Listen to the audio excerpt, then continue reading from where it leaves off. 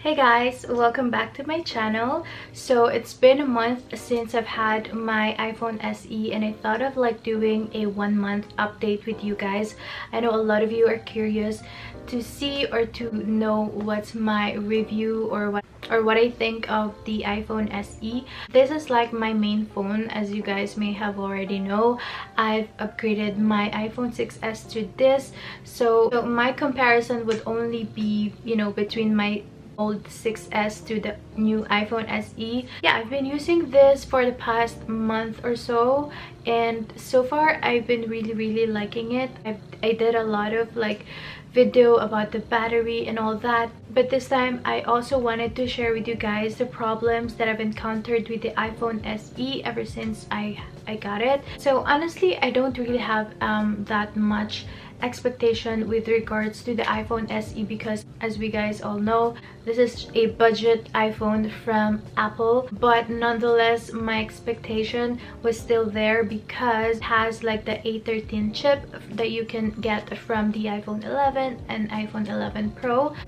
First of all, let's tackle the reason why I opted for the iPhone SE 2020. I've received a lot of comments from my previous videos that I should have bought like the iPhone 11 or iPhone 11 Pro. Yeah, I get it. It's the newest iPhone, but as what I've said before, I'm not really like a techie person. I use my phone as like my day-to-day call and text, web browsing and stuff like that. I'm not really like the type of person that would invest in an expensive phone just because it's the new one. Know what I mean? It's just so happened that my iPhone 6s just stopped working on me.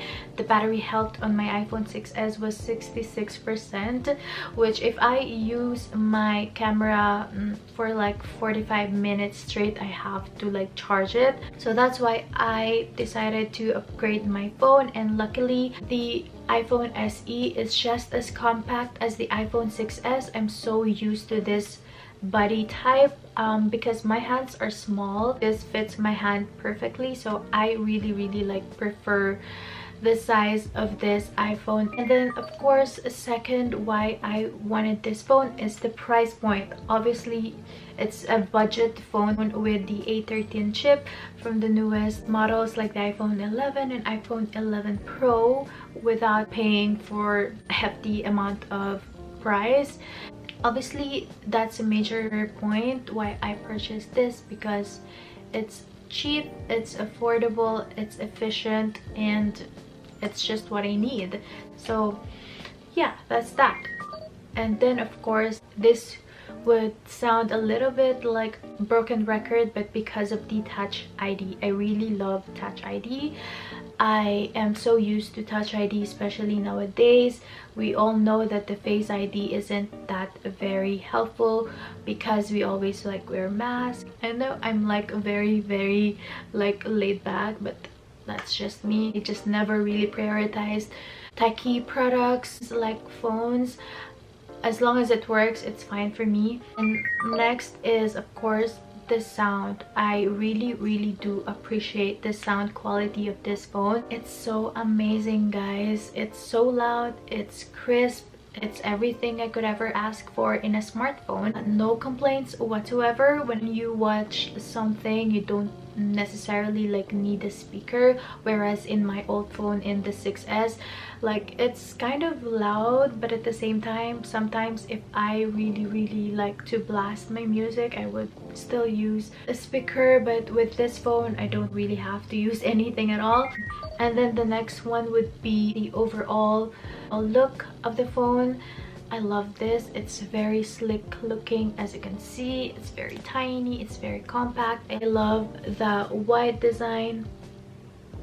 I think this is very fitting, especially if you're like a girl. I would definitely recommend getting the white version because it looks super girly and super slick, super clean. That's what I love about it. And I know that like the black thing, like the whole black screen of this is not everyone's cup of tea, but it's like kind of like growing on me. I actually love the fact that it's all black, making it look like it's seamless, because you know, that it doesn't really have like a huge LCD thing. And of course, battery wise, it's very controversial.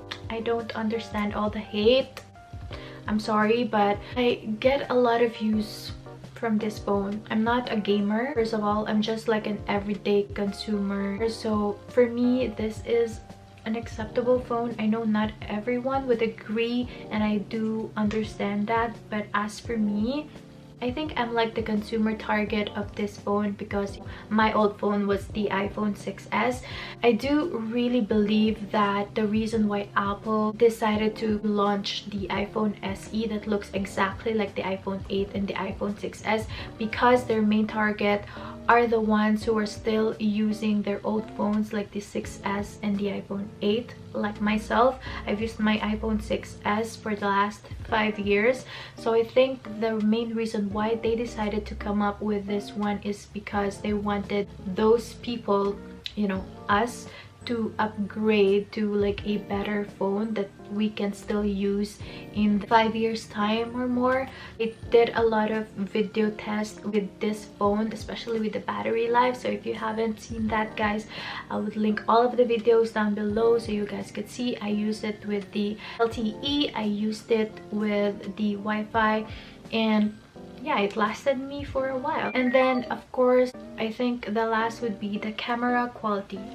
It's not great, it's not like 100%, you know, amazing, but overall I still love the camera quality. I can vlog using this phone, not when it's dim light though. It doesn't have any night mode, so when you use it in low light setting, you're not gonna get like a very good picture. So if you're into that, maybe I would suggest, of course, get the iPhone 11 because that one has the night mode. But as for me, I don't really like shoot anything in night mode, and I also have like cameras and things like that that I can use. Of course, it's not gonna replace like my filming camera, like my Canon G7X Mark II, but the camera in this phone is good for a day-to-day basis. Like if you just want to take some photos of your Instagram posts or your stories, this is really good phone. The only thing that I would like to complain about this phone is that I don't love the fact this makes my face kind of orangey sometimes in a different light, especially if you like get closer to like the window. It gives this really HD looking defined quality. I don't know, I just don't like that. It just makes me look like I'm a greasy person sometimes when I use the camera. But overall, I still think that the camera quality is really good, especially the selfie, and that's in comparison of course with my iPhone 6s.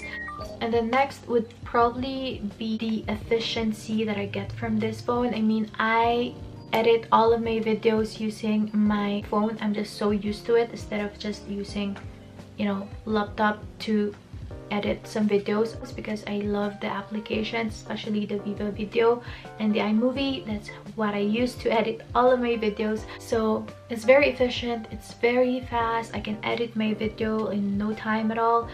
And yeah, overall, I think especially if you're like me and you're like no fuss about any techie products out there and you just need something that works, get this phone.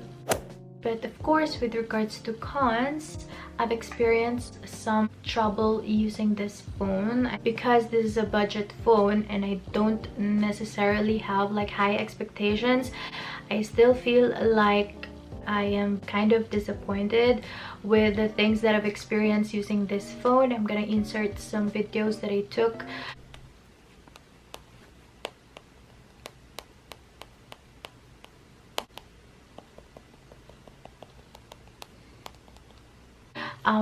Every time I feel like I've encountered a problem, I would take my camera and just film it for you guys so you guys can see. Sometimes when I'm like texting or sending a message, it's just not working and it's hanging, and then sometimes if I like open other apps, it would hang on me, if you know what I mean.